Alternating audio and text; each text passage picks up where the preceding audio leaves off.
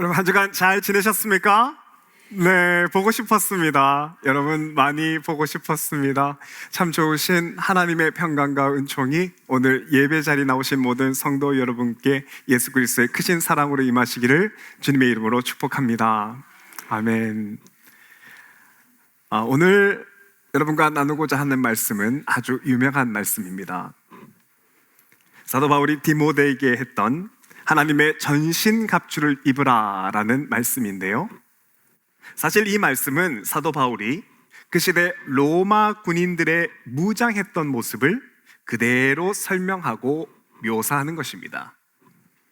이 당시 로마 군인들은 전투가 있으면 전투 바로 직전에 새로 된 심장보호대와 허벅지까지 보호해주는 가죽 허리건을 찬 후 튼튼한 전투화를 신었고요, 이어서 머리뿐만 아니라 목 주변까지 보호할 수 있는 투구를 쓰고 마지막으로 양손으로 칼과 방패를 들었는데요, 역사 기록에 따르면 이런 전신갑주로 무장한 로마 군인들이 그 당시에 무장 개념이 없을 그 시대에 전쟁에 나가게 되면 그 전쟁의 승률은 10번 정도의 중에 8번, 약 80% 정도를 승리했고요, 특히나 로마 섭정관 마리우스에 의해서 전신갑주가 대량 생산되어서 군인들에게 국가적으로 보급된 이후에는 약 200년 동안 로마 군인의 승리의 확률은 거의 100%였습니다.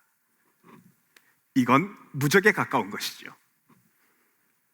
그래서 오늘 말씀에서 바울이 이 로마 군인들이 입었던 전신갑주의 모습을 들어서 에베소 교회 목회자 디모데에게 이 무장을 하라고 설명을 하는 겁니다. 현재 에베소 교회는 음란한 멜리세들과 또 교회 내에 들어온 이단들에 의해서 분열과 영적인 혼란을 거듭하고 있었지만, 그럼에도 디모데, 너가 하나님의 전신갑주를 입고 싸울 수 있다면 반드시 이 전쟁에서 승리할 거라고 말하는 것이죠. 그런데 여러분, 이 말씀을 가만히 보고 있으면 우리가 전신갑주가 이 싸움에 중요하다는 것은 알겠습니다. 또한 전신갑주를 반드시 입어야 된다는 것을 또 이해할 수 있지요. 하지만 이 전신갑주를 입는다는 게 대체 무엇을 하라는 것인지, 대체 전신갑주를 입는다는 게 어떻게 싸우라는 건지는 잘 모르는 게 사실입니다. 물론 오늘 본문 12절에 보니까 우리의 씨름은 혈과 육을 상대하는 것이 아니요 하늘에 있는 악의 영들을 상대함이라 라고 말하기 때문에 이게 악한 영들과의 영적인 전쟁, 영적인 싸움이라는 것은 대략적으로 짐작할 수 있지만 정확히 전신갑주를 입는다는 게 어떤 의미인지는 잘 모르는 것이 사실이죠. 여러분, 우리가 전신갑주를 입는다는 이 말씀을 잘 이해하기 위해서는 우선 성경에서 말하는 영적인 전쟁, 이 영적 전쟁의 개념을 이해해야 합니다.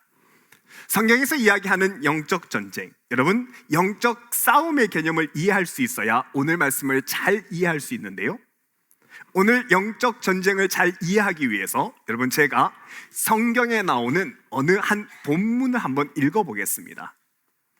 제가 이제부터 성경에 나오는 한 가지 사실을 읽을 텐데요, 그런데 이건 여러분께서 딱 들으시면 이건 내가 아는 건데, 내가 잘 아는 내용인데 금방 이해하실 수 있을 것입니다. 이 내용은 성경 다른 곳에도 언급이 되는데요, 다른 곳에서는 이게 역사적으로 아주 구체적인 언급을 하는 반면에 제가 지금 읽고자 하는 이 본문에서는 이게 상징적으로, 비유적으로 빗대어 설명이 되는데, 제가 한번 읽어볼 테니까 여러분께서 이게 어떤 부분을 이야기하는 것인지 한번 맞춰보시기 바랍니다. 하늘에 큰 인적을 보이니 해를 옷 입은 한 여자가 있는데, 이 여자가 아이를 베어 해산하게 되매 아파서 애를 쓰며 부르짖더라. 한 여인이 있는데 여자가 아이를 임신했답니다. 그리고 해산할 때가 다 되어 배가 불러 아팠다고 하지요. 그런데 하늘에서 또 다른 이적이 생깁니다. 하늘에 또 다른 이적이 보이니 보라, 한 큰 붉은 용이 있어 라고 하는데, 그 다음에 보면 이 용이 무엇인지가 설명이 됩니다. 큰 용이 내쫓기니 옛뱀 곧 마귀라고도 하고 사탄이기로 하며 온 천하를 꿰는 자라.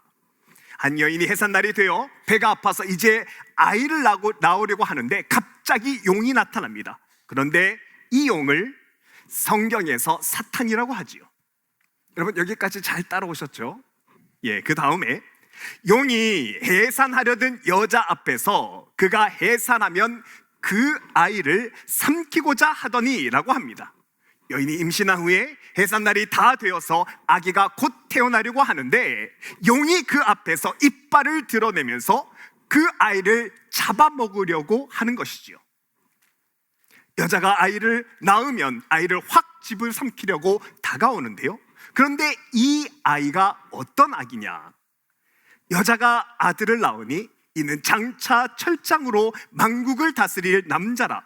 그 아이를 하나님 앞과 그 보좌 앞으로 올라가더라 라고 합니다. 여러분 제가 읽은 이 내용이 어떤 부분을 이야기하는지 아시겠습니까? 어떤 내용이죠? 예수님의 탄생 이야기입니다. 제가 방금 읽은 부분은 요한계시록 12장 말씀인데요, 크리스찬이라면 누구나 이게 예수님의 탄생을 상징적으로 표현했다는 것을 금방 알아챌 수 있죠. 그런데 여러분 중요한 것은 제가 방금 읽은 이 요한계시록 이 내용이 성경 복음서에서도 이 내용이 역사적인 사실로 기록되어 있다는 것입니다. 특히나 마태복음과 누가복음에 보면 마리아가 성령으로 예수님을 잉태하고 호적하러 유대 땅 베들레헴으로 올라갔는데 그때 헤롯 왕이 예수님을 죽이려고 했다고 말합니다. 헤롯 왕은 유대인의 왕이 나신다는 이야기를 듣고 겁이 나서 예수님을 죽이려고 했지요. 이렇게 복음서에서는 예수님의 탄생 사건을 역사적 기록으로 사실에 근거해서 실명을 거론하면서 기록하는 반면에 제가 읽었던 요한계시록은 같은 이야기를 상징적으로 써주고 있죠. 그러면 여러분 예수님을 죽이려고 했던 그 세력이 복음서에서는 헤롯 왕이다 라고 기록을 하고 반면에 요한계시록에는 사탄이다 라고 말하는데, 그러면 이 둘 중에 누가 예수님을 죽이려 했던 대상입니까? 예, 둘 다죠. 여러분 이건요, 겉에 드러난 것, 사람 눈에 보이는 대상은 헤롯 왕이지만 그러나 그 배후에 예수님을 죽이려고 했던 실제 세력은 사탄이었다는 겁니다. 그러면 우리가 진짜 싸워야 할 대상은 헤롯 왕인가요? 아니면 사탄인가요? 사탄이죠. 헤롯은 눈앞에서 없앨 수 있다고 해도 그 다음에 두 번째, 세 번째 헤롯이 또 나타나는 겁니다. 여러분 이것은 밭이나 정원을 가꿀 때 잡초를 뽑는 것을 상상해 보면 됩니다. 여러분 밭이나 정원을 가꾸기 위해서 잡초를 뽑을 때 눈에 보이는 잡초 줄기만 뽑게 되면 그 잡초는 금세 또다시 자랍니다. 그런데 잡초를 완전히 제거하려면 어떻게 해야 합니까? 그 줄기 아래 있는 뿌리를 뽑아야 합니다. 그래야 완전히 잡초가 제거될 수 있죠. 이와 마찬가지로 우리도 눈에 보이는 헤롯 왕과만 싸우게 되지만 하지만 진짜 싸워야 되는 대상은 사탄이라는 것이죠. 자, 그러면 여러분 영적인 전쟁이란, 영적인 싸움이라는 것은 눈에 보이는 사람과의 싸움이 아니라 악한 영들, 사탄과의 전쟁이라는 것을 우리가 알 수 있는데, 그러면 이제는 그 다음 사탄이 나를 어떻게 공격하는지를 확인하면 사탄과 싸워 이길 수 있습니다. 여러분 사탄이 싸우는 전략, 사탄이 어떻게 싸움을 사람과 하는지는 창세기 3장을 보면 아는데요, 일단 사탄은 제일 먼저 우리가 하나님에게부터 멀어지게 합니다. 여러분 TV 프로 중에서 동물의 왕국과 같은 이제 동물과 관련한 프로그램을 보면 하이에나 같은 맹수들, 이 계속 따라다니는 집단 행동을 하는 하이에나 같은 맹수들이 어린 사슴을 공격하는 장면을 종종 볼 수 있습니다. 그리고 이때 맹수들이 어린 사슴을 잡기 위해서 제일 먼저 하는 것이 있는데요, 이게 뭐냐면 새끼를 어미에게서 떨어뜨리는 겁니다. 그러다 새끼 사슴이 어미에게서 떨어지면 이 새끼 사슴은 영락없이 죽은 목숨이 되지요. 이렇게 사탄도 우리를 하나님에게로부터 멀어지게 하는 전략을 쓰는데, 그런데 여러분, 사탄이 우리를 하나님에게부터 멀어지게 하는 가장 강력한 무기가 있는데, 잘 들으십시오. 그 무기는 하나님의 뜻을 우리가 의심하게 만드는 겁니다. 여러분, 이건 창세기 3장에 인간이 선악과를 먹기 전에 뱀과 나누었던 대화를 보면 이해할 수 있습니다. 뱀이 말하지요. 하와야, 하나님이 에덴 동산에 이 모든 것을 너에게 주셨어? 이걸 다 주셨어? 야, 정말 대단하시구나. 하나님이 너를 정말 사랑하시는구나. 그런데 저 동산 중앙에 있는 선악과는 맛이 어때? 저건 다른 것과는, 다른 일반 과일과는 완전히 맛이 다르다는데 저건 맛이 어때? 이렇게 말하니까 하와가 대답을 하죠. 아니, 다른 건 다 먹어도 되는데 하나님이 선악과, 가운데 있는 동산 중앙에 있는 선악과는 먹지 말려고 하셨어. 에이, 나도 알지.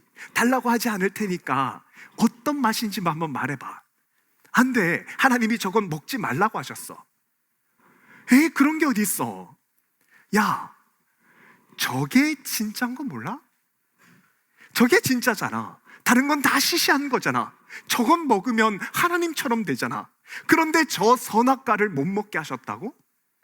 그러면 하나님이 너에게 제일 좋은 거를 주신 건 아니네. 저게 진짜인데, 하와야, 하나님이 너에게는 진짜 좋은 건 쏙 빼고 나머지만 주신 거야. 여러분, 이것이 하나님과 뱀 사이에 오갔던 대화였는데요, 사탄이 인간에게 이런 의심을 넣어서 하나님과 사람 간의 신뢰를 깹니다. 하나님께서 그의 백성에게 가장 좋은 것을 주지 않았다는 그 의심 하나로 관계를 깨버리죠. 그리고 결국 거짓 확신에 찬 인간이 선악과를 먹게 되고 하나님과 멀어져서 죄를 짓게 됩니다. 어떤 분들은 이 부분에서, 아니, 하와가 왜 이 뱀의 의심의 말을 끝까지 듣고 있었냐고, 만일 아담과 하와가 한국 사람이었다면 이 뱀을 확 잡아먹어버리지 않았을까, 이런 말도 하긴 하시는데요, 여러분, 여기서 중요한 건 사탄이 이때 사람에게 의심을 집어넣었다는 것입니다. 여러분, 이것은 예수님이 시험당할 때를 보면 이와 동일합니다. 여러분, 사탄이 예수님을 시험하는데 돌이 떡이 되게 하라고 하고요, 또 성전에서 다치지 않도록 뛰어내려보라고 합니다. 근데 여러분, 이때 사탄이 예수님을 시험할 때 계속 반복하는 말이 있는데, 그것은 네가 만일 하나님의 아들이었거든, 네가 만일에 하나님의 아들이었든, 이 말을 계속 반복합니다. 여러분, 이게 어떤 의도였냐면요, 예수님, 당신은 하나님께서 가장 사랑하는 아들이 아닙니까? 하나님의 하나뿐인 독생자 아들 아닙니까? 그런데 꼴이 이게 뭐야? 이 광야에 먹을 것도 제대로 없고 세상에 어떤 영광도 능력도 자랑할 것도 아무것도 없지 않습니까? 하나님이 당신을 땅에 보낸 이후에 당신을 까맣게 잊었나 봅니다. 하나님이 당신을 버렸나 봅니다. 이게 바로 하나님의 아들이었던 이 말에 담겨있던 의도였는데요, 사탄은 이 말로 예수님이 하나님의 뜻을 의심하게 하려고 했던 것이죠. 여러분, 사탄이 예수님을 시험한 것은 예수님께 돌로 떡을 만들 수 있는 능력이 있는가, 성전에서 뛰어내리면 다치지 않을 그 능력이 있는가, 이 능력을 시험한 게 아닙니다. 왜냐하면 사탄도 다 압니다. 예수님께 어떤 능력이 있는지, 어떤 신적인 파워가 예수님 손에 있는지 그도 압니다. 그럼 무엇을 공략하는 겁니까? 예수님으로 하여금 하나님의 사랑을 의심하게 하는 겁니다. 여러분, 사탄은 이 의심이 하나님과 예수님을 멀어지게 하는 가장 강력한 무기임을 알고 있었습니다. 그래서 창세기 때나 예수님 때나 그리고 오늘날까지 동일하게 사탄은 우리에게 의심이 들어오게 하지요. 그리고 여러분, 이 의심의 마음에 한번 딱 들어오게 되면 10년, 20년, 아니 40년이 넘은 부부관계도 단번에 깨집니다. 아니 목사님, 저 친구와 저는 50년 지기고요, 피를 나눈 형제와 다름 없습니다. 이민생활하면서 얼마나 가까워졌는데요. 아니요 여러분, 믿고 신뢰하던 친구, 오랫동안 함께 했던 그 사람도 의심이 한번 들어가면 모든 관계가 단번에 깨집니다. 사탄이 알거든요. 이 의심이라는 게 얼마나 강력한 힘이 있는지, 얼마나 쉽게 사람과 사람 사이의 관계를 깨고 사람과 하나님과의 관계를 깨는지 사탄이 너무나 잘 알고 있는데요. 그런데 여러분, 우리도 이런 음성이 들릴 때 있지 않습니까? 너 전능하신 하나님 믿잖아. 하나님이 너를 지켜주시고 인도하신다고 했잖아. 그런데 왜 너는 지난 직장 인터뷰에서 떨어졌냐? 왜 네 비즈니스는 이 모양이냐? 하나님이 너의 선한 목자시라면서, 너를 치유하시는 분이라면서, 그런데 왜 너는 암에 걸리고 아프고 있지? 내 인생은 왜 그 모양이라는 음성이 계속해서 들리는데요. 하지만 여러분, 분명히 하나님은 내 삶의 이 고난에는 반드시 하나님이 뜻과 계획이 이 고난 속에 있다고 분명히 말씀해 주셨습니다. 그래서 하나님은 나를 연단하고 훈련하신 후에 하나님이 쓰실 수 있는 가장 정금 같은 형태로 만들어 나를 복주시고 나의 삶을 이끌어 주신다고 말씀해 주셨습니다. 그럼에도 이 의심에 한번 들어오면 내 마음은 어찌 되는지 하나님에 대한 신뢰가 깨지고요, 불평과 원망 때문에 결국 하나님께로부터 멀어지게 되지요. 여러분, 사탄은 절대로 우리에게 칼을 들고 덤비지 않습니다. 절대로 대놓고 하나님을 부인하라 이렇게 말하지 않습니다. 대신 의심을 심어서 나로 하여금 하나님에게로부터 멀어지게 하지요. 그러면 이때 여러분, 우리가 해야 할 일이 바로 내 손에 들려있는 이 믿음의 방패를 온 힘을 다해 머리 위로 끌어올리는 것이 우리의 할 일입니다. 그리고 이 믿음의 방패를 들어 올리면 의심의 화살은 이내 힘을 잃어버립니다. 여러분, 오늘 본문에다 보면 의심이 사탄의 불화살이고 이 의심을 믿음의 방패로 막으라 라고 말하는데요, 이때 믿음의 방패로 비유된 로마 군인의 방패는 로마 군인들이 실제 전쟁에서 쓰던 스쿠툼 방패를 일컫는 말입니다. 여러분, 이 방패는요, 방패 앞면을 가죽으로 덧대고 천으로 입힌 형태입니다. 로마 군인들은 전쟁이 시작되면 이 스쿠툼 방패를 물에다 담가둬서 가죽과 천이 물을 한껏 먹게 하는데요, 그러면 이 물먹은 방패는 전쟁이 시작되는 제일 초반에 적에게서 날아오는 불화살을 막는 데 사용이 됩니다. 이때 방패 표면에 가죽과 천은 물을 한가득 머금고 있기 때문에 방패가, 이 화살이 딱 날아오면 방패가 이제 화살에 딱 닿게 되면 치 하는 소리와 함께 불이 다 꺼지게 되는 것이죠. 그래서 오늘 본문 16절처럼 믿음의 방패가 이 전쟁에서 가장 중요한 겁니다. 모든 것 위에 믿음의 방패를 가지고 이로써 능히 악한 자의 모든 불화살을 소멸하라.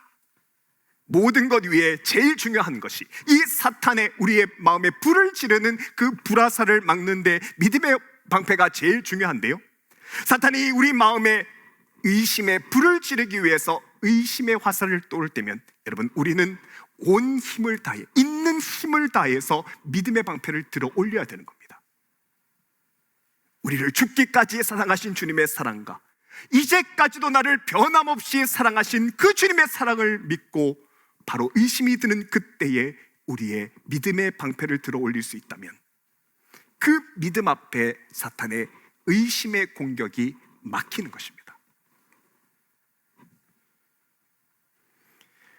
그리고 이렇게 의심이 불이 꺼진 본문의 디모데는 그때부터 하나님이 주신 고난들을 하나하나 이겨내기 시작합니다. 물론 이 당시에 디모데가 겪는 어려움이 결코 쉽지는 않았습니다.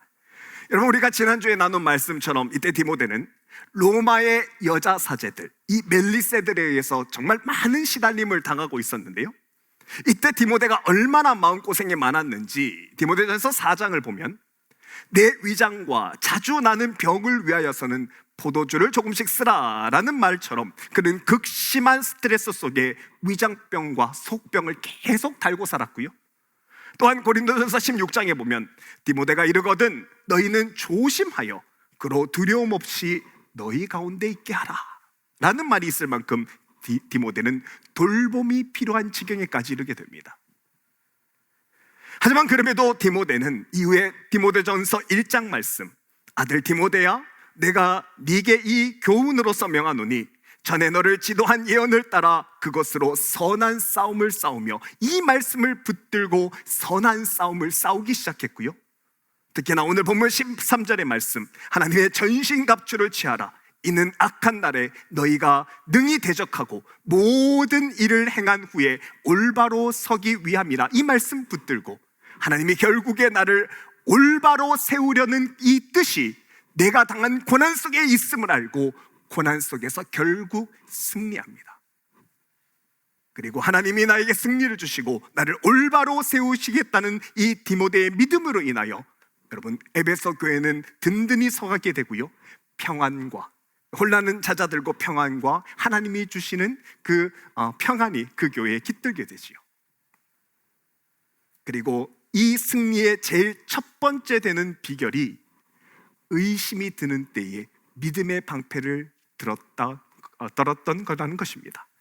그리고 이 믿음의 방패를 드는 디모데를 사탄은 결코 이길 수 없었다는 것이죠.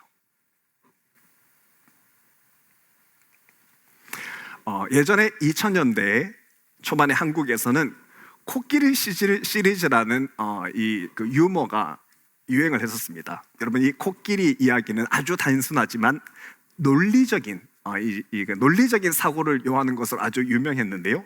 예를 들어서 여러분, 코끼리를 냉장고에 넣는 3단계 방법 혹시 생각나십니까? 어떻게 하냐면 1. 냉장고 문을 연다. 2.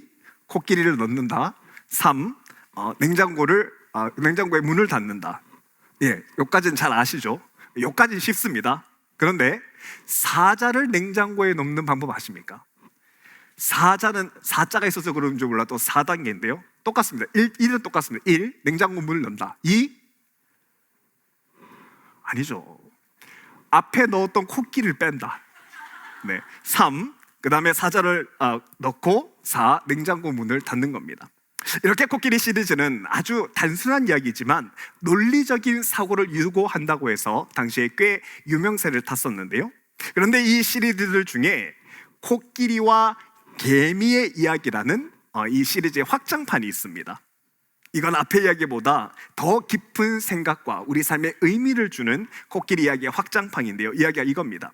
여러분, 아기 코끼리가 자기도 빨리 어른이 되기 위해서 먹는 것도 잘 먹고 운동도 많이 하면서 몸집을 점점 키우기 시작합니다. 그리고 먹는 것과 운동을 신경 쓰며 체격을 키우려고 정말 각고의 노력을 했지요.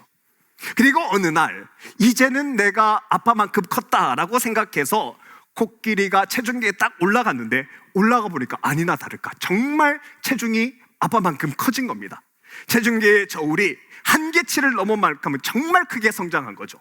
그래서 기분도 좋았고 그동안 열심히 훈련하고 노력한 스스로를 자랑스러워하고 있었는데요.